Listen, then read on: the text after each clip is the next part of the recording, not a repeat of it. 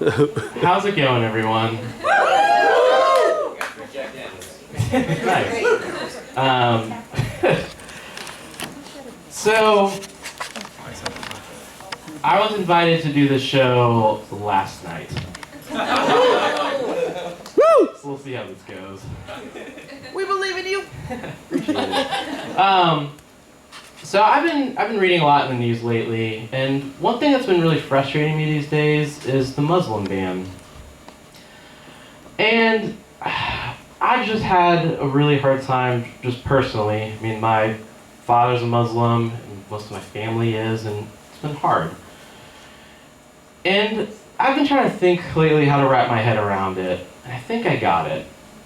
The Muslim ban to me is a lot like a really bad diet, where in it you say some types of chocolate are bad, specifically 7 different origins, but other types of chocolate that are rich in oil and nuclear weapons are still good.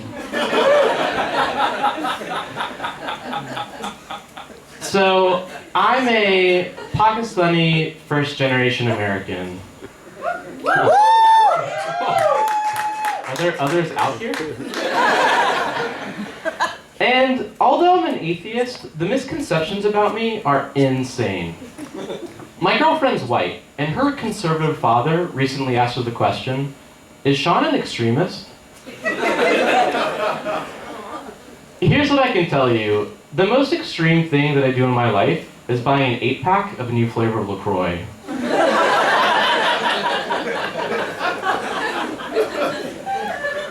A close second is telling 80 strangers that's the right pronunciation. Enough about soda water and politics. A little bit more about me. 6 years ago, I was diagnosed with general anxiety disorder. And to this day, some days are good and some days are bad, but there's really no need to worry about it. I've got that covered for everyone. But it's really funny to me where my anxiety kicks in. One place is the grocery store. Did you know that the average grocery store has over 40,000 unique items on their shelves? For someone like me, that's about 37 choices too many.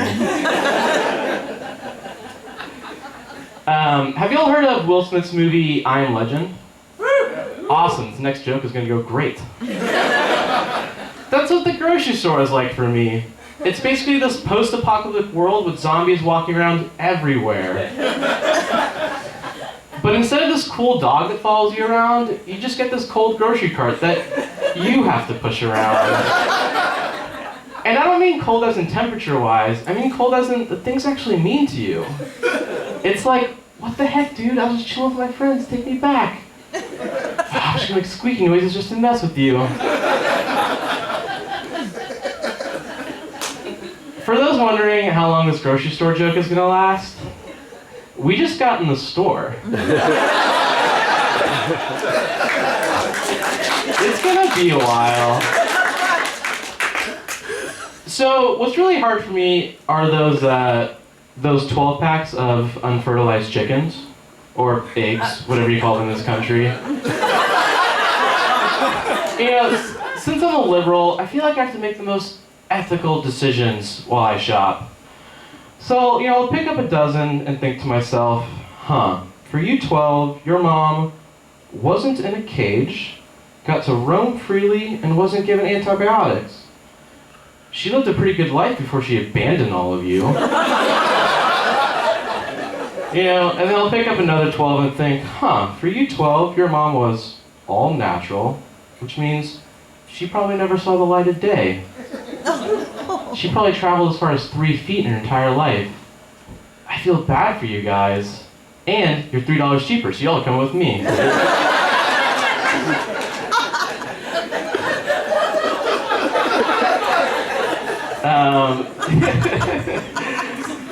So, with all the talk of Planned Parenthood in the news recently, I feel like it's really important for me to tell the story of my first experience at Planned Parenthood. A little backstory. Last summer, when I was single, I needed to get tested. And normally, I'd see my primary physician. He's this Asian doctor who really gets me.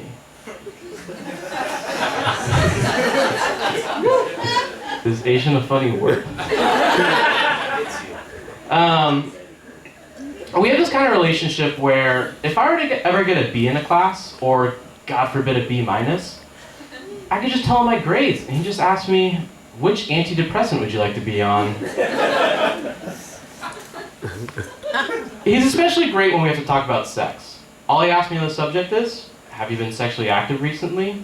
And he has a pretty loose definition of recently. So after saying yes, there's suddenly a fist in the air for me to bump. If y'all didn't know, Asian and brown kids didn't really have much sex in high school. We were just doing our homework together the whole time. But my doctor's also a busy guy, so I had to go to Planned Parenthood instead. And let's just say it was a different experience there. There's no fist bumping.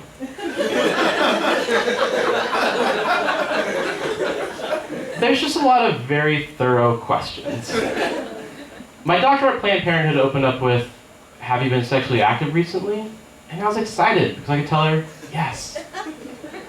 And then she followed up with, oh? How many partners in the last month? So let me tell you, if you ever ask a brown guy how many people he slept with, be prepared to hear an answer to the second decimal place.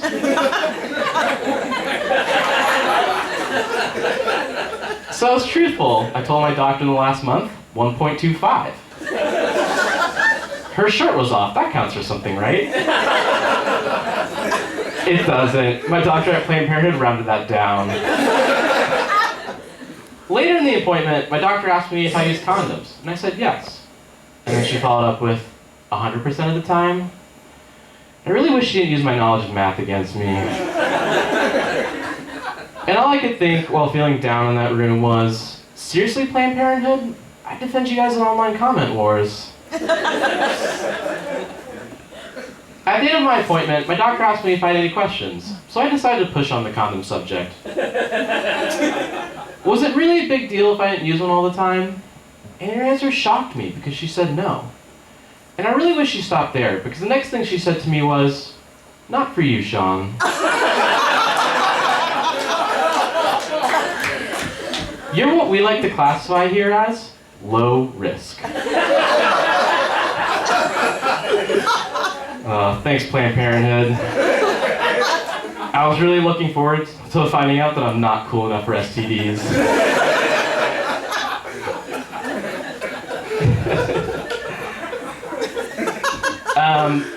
So if it's cool with you all, I wrote a brand new bit last night that I've been wanting to try out. And I don't really know if there's any jokes in here, but I just want to talk about my favorite TV shows while someone's listening. One of them is CBS's Undercover Boss. Yeah, I didn't think anyone really expected that. If you haven't heard of the show before, here's the plot. Every single episode, the CEO of a major business goes undercover as an entry-level employee to find out the company's faults. It's really entertaining, but I feel like the show has the wrong name. I think it should be called CEO Does CEO's Job for One Day. Yes. Take that, CEO pay gap. With the most recent season of The Bachelor coming to an end, that means we're approaching my favorite show of all time and the most inspirational TV show of my entire life, The Bachelorette. To me, The Bachelorette is the most honest take on dating on TV.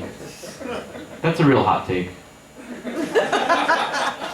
Similar to The Bachelor, in the show there are 25 male contestants expressing their romantic interest for one woman. Sounds a lot like the real world, doesn't it? But unlike dating in the real world or online, all of the male contestants have to live together in the same house. And there's this really the amazing thing that happens to every single guy in the show? They all realize they're not the only guy in the entire world.